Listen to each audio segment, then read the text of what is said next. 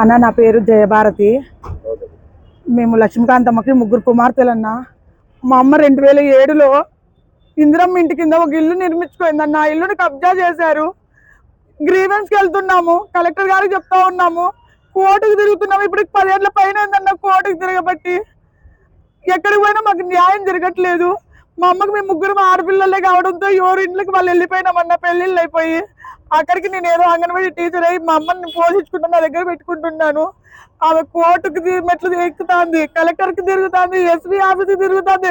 ఆమె న్యాయం కోసం తిరిగిన స్థలం అంటూ లేదన్న. పొద్దునంతా తిరిగి వచ్చి రాత్రికి ఇంటికి వచ్చి నా ఇంట్లో పోయిందని ఆమె మానసికంగా బాధపడతా అంటే చూడలేక ఆ ఇంట్లో వేరే వాళ్ళు ఉంటే, అయ్యా మా అమ్మ నిన్న ఈ కోర్టు కేసులు తగిన నా ఇంట్లో పోయేలోపల నా ప్రాణమే పోతుందేమో అని మా అమ్మ విలువలాడుతుంటే ఆమె బాధ చూడలేక, అన్న మీరు ఖాళీ చేస్తే అమ్మను, ఆమెకు 70 ఏళ్ళు సరే ఉంటుంది కదా ఇంట్లో అని చెప్పి వాళ్ళని ఖాళీ చేపించుకొని ఏదో ఉందామని అడిగిపోతే దాదాపుగా 6-7 మంది ఆడోళ్ళు, ఒక 10 మంది మొగళ్ళు అట్లా అనేది నువ్వు ఇది ఉండకూడదు, ఇది మేము కొన్నాము అని చెప్పేసి దౌర్జన్యంగా జుట్టు లాగి కాళ్ళతో చేతులతో చెప్పులతో ఎట్లా అంటే అట్లా అన్నా. చెప్పే కూడా కాదన్నా, అనరాని మాటలు అవి.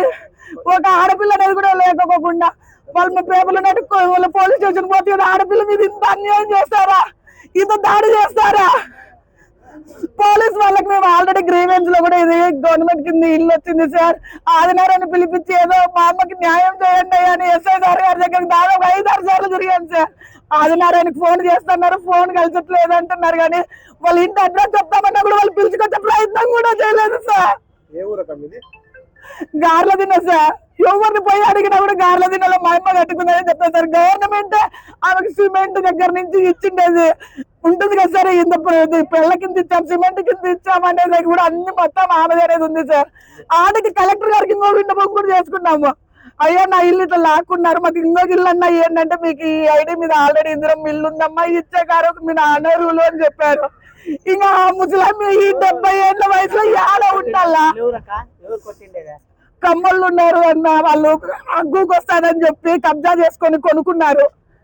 ఈ దానికి మెయిన్ కారకులు ఎవరంటే బుడ్డే శ్రీనివాస్ అనేవాడు కబ్జా చేసి గవర్నమెంట్ హాస్పిటల్లో వర్క్ చేస్తాడు, ఎక్స్రే డిపార్ట్మెంట్ లో పనిచేస్తాడు. బుడ్డే శ్రీనివాస్ లాంటి అతను ఈ మోసం చేసి వాళ్ళకి అమ్మి ఈ రామాయణాలన్నిటికీ కారణం ఈ బుడ్డే శ్రీనివాసే. మేము వాళ్ళకి డబ్బులు ఇచ్చినాము అని చెప్పేసి వాళ్ళు మమ్మల్ని కొట్టి ఎట్లా అంటే అట్లా చేస్తున్నారు. దయచేసి మాకు న్యాయం జరిగేది అట్లా చూడండి. అది గవర్నమెంట్ ఇల్లు అయినా కూడా మాకు న్యాయం జరగదా? ఎక్కడి మాత్రం న్యాయం జరుగుతుంది? ఆడపిల్ల అనేది లేకుండా చీరలు ఇప్పుతున్నారు, చెప్పులతో పడుతున్నారు, జుట్టు జరుగుతుంది. ప్రభుత్వం ఏం చేస్తానయ్యా? మమ్మకు కావాలా? అది మేము కట్టుకున్నాము, గవర్నమెంట్ కింద కట్టుకున్నాము. మా బంగారు తాకట్లు పెట్టి వాళ్ళు ఇచ్చిన దానికి కొంత అమౌంట్కి ఇంకా జమ చేసి కట్టుకున్నామయ్యా. ముగ్గురు ఆడపిల్లలకి కనీసం ఒక కాడుపులు పోతే కూడా పుట్టింటి లేకోకుండా మెట్టింటిలోనే కాడుపులతో అల్లరి వెళ్ళిపోయినాము. చివరికి మా అమ్మ అది కొంటే అమ్మకు కూడా వయసు అయిపోయింది, ప్రాణం విడిచేటట్లుంది. 5 సెంట్లు ఉంది సార్. సోమశేఖర్ సార్, వాళ్ళు తీసుకున్నారు. వాళ్ళ భార్య, వాళ్ళ బంధువులు అంతా ఉన్నారు. ఇందులో ఇంకొక మంగళ కులానికి చెందిన వ్యక్తి పవన్ అని చెప్తారు అలియాసు, అతని పేరు వచ్చేసి పక్కీరప్ప. అది వాళ్ళు కొనేటప్పుడు కూడా అబ్బా అది కోర్టులో ఉంది, అది మాదని వస్తుంది, ఏ రోజు కానీ కొనద్దని ఆ రోజు కూడా చెప్పినాము. 2:50 ఏంటారు సార్ ఇదంతా. సార్ మీరు పోలీస్ స్టేషన్ దగ్గరికి వెళ్తే మీరు హాస్పిటల్కి వెళ్ళండి అమ్మా అంటున్నారు సార్. మాకు న్యాయం జరగదా సార్? న్యాయం జరగదా?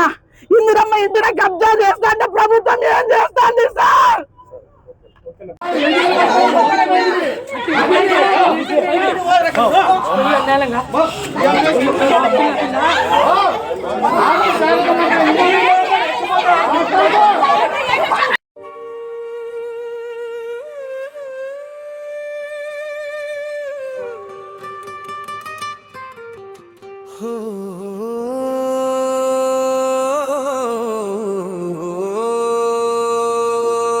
సోదరా జిఎంకే 9 టీవీ అంటే ప్రజాగళమే ఆయుధం,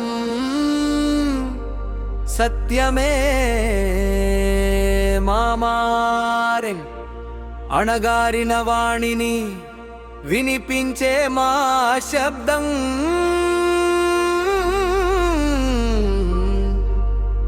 నిజం కోసం పోరాటం ప్రజల కోసమే మా జీవితం ఇదే మా ప్రమాణం.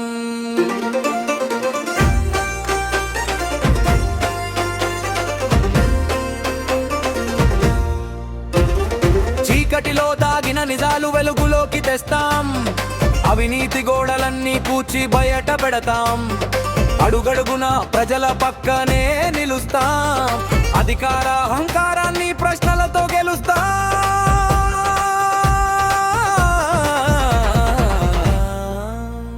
మైక్ మా చేతిలో, మాటే మా శక్తి, న్యాయం కోసం మేముంటాం ఎప్పుడు మీకోసం. బలహీనుల బాటలో వెలుగై నిలుస్తాం, ప్రజల గలమే మా ఆయుధం అంటూ ముందుకు సాగుతాం. సత్యం మా శ్వాస, ప్రజలే మా ఆశ, గలం గట్టిగా వినిపిస్తే మారుతుంది దేశం. నిజం కోసం నిలబడితే గెలుస్తుంది ప్రజాశాసనం.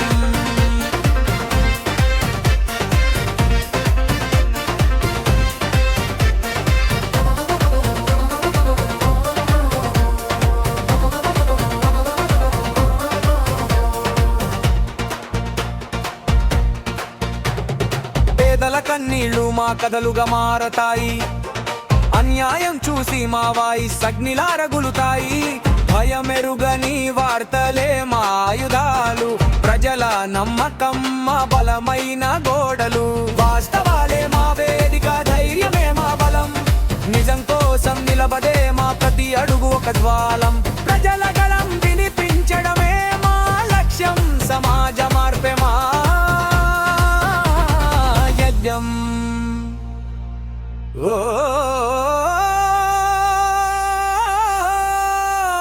సోదరా, జిఎంకే 9 టీవీ అంటే ప్రజాగళమే ఆయుధం, సత్యమే మా మార్గం, నిజం కోసం మేముంటాం ఇదే మా ధర్మం. ప్రతి గుండెలో వినిపించే నినాదం, ప్రజలే మా శక్తి, ప్రజలే మా ఆధారం. ఓ సోదరా, రా కదలిరా, గాజుల మురళి కృష్ణాశయ సాధనలో అడుగులోని అడుగు వేసి ప్రశ్నించు.